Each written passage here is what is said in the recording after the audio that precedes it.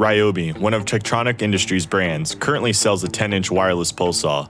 This product is essentially just a chainsaw attached to the end of a pole, and most often used for cutting branches and tree vines. The Ryobi 10-inch 40-volt pole saw can reach up to 9.5 feet. However, there's one problem. There are only two length configurations. The pole saw can either be 6.5 feet or extended to 9.5 feet, which requires the user to unscrew the pole in two places and attach an additional pole section. This is a tedious task, and doesn't allow the user to configure the pole in a way that feels most comfortable to them. To address this issue, the pole people teamed up with TTI to develop a telescoping pole to be used for this product. A telescoping pole would allow the user to easily adjust the length of the pole to multiple length settings on the go without disrupting their workflow. Our design features an extruded aluminum extension pole that slides within an extruded aluminum base pole. At the intersection of these poles is a split collar lock with an additional pin locking feature operated by the push of a button. Two locking features give this product an extra layer of safety so you can feel more comfortable when operating this saw. To adjust the length of this pole, the tightener knob is rotated counterclockwise until the collar is loosened. The user then pushes the spring-loaded button, which lifts a pin out of one of the various holes that's drilled across the top surface of the extension pole. The extension pole is now free and can be adjusted into one of 6 different length positions, ranging from 6.5 to 9.4 feet.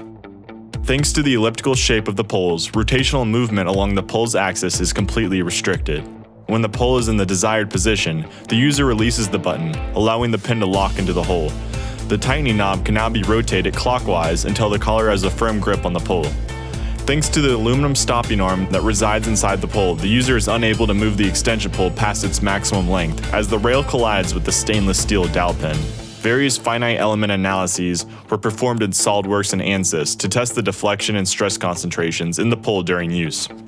In a completely horizontal and fully extended position with the weight of the saw at the end, the pole experienced a deflection of 1 inch, and stress concentrations that maintained a factor of safety of 9 at their maximum stress. In another case, the pole is fully extended in a vertical position and fixed at the top to simulate a case where the saw is stuck in a branch. The user is pushing with a force of 150 newtons near the base, which is based on a study of human force in various body positions.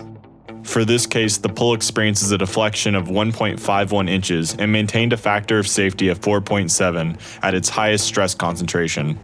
FEA was also performed on the collar, in which twice the force required to hold the pole in place was applied.